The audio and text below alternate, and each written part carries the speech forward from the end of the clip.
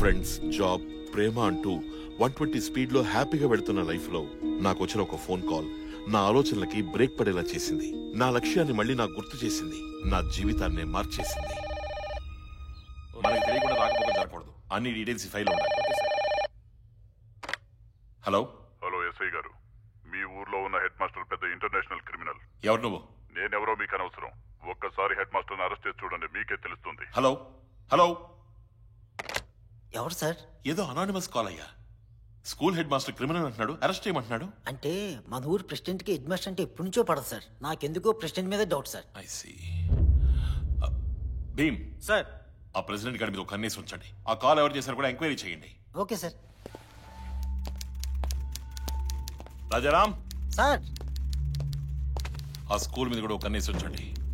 అదేంటి సార్, ఆయన చాలా మంచి మనిషి కదా సార్. చెప్పింది చేయవయ్యా. ఒసేయ్, ఎక్కడికి వెళ్తున్నామి? అబ్బా చెప్తాను రావే.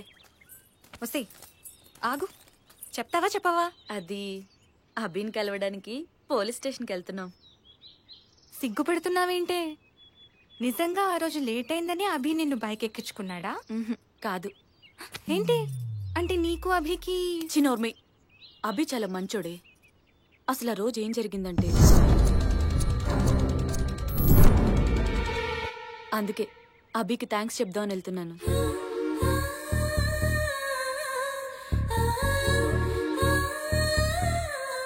అయినా నువ్వేంటే అభి మీద ఇంట్రెస్ట్ చూపిస్తున్నట్టున్నా? అయ్యో అలాంటిదేం లేదే. సర్లే పద.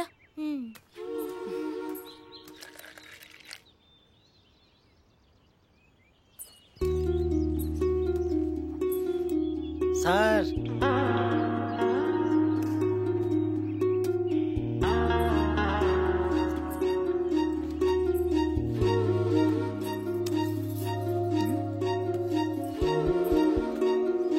ఏంటి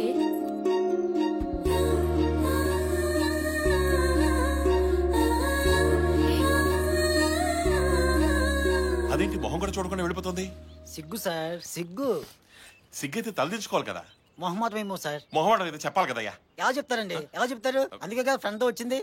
ప్రేమలో కాన్ఫిడెన్స్ తో పాటు కాస్త ఓపు కూడా ఉండాలి సార్. మీకు ఆవేశం వస్తే ఆయుష్ ఉండదు. Excuse me. చాలా థ్యాంక్స్. నిన్న మీరు సమయానికి రాకపోయి ఉంటే అందుకే మా ఫ్రెండ్. అయినా మీ ఫ్రెండ్ ఏంటి అలా చూసి చూడకుండా వెళ్తుంది? ముందు చెప్పేది వినాలి కదండి. థ్యాంక్స్ మాత్రమే నాది. ఈ చాక్లెట్ అదే ఇచ్చింది. సార్ వర్కౌట్ అయిందయ్యో. ఎక్కడికి వెళ్తున్నావ్? ఆగు. ఆగు ఆగు.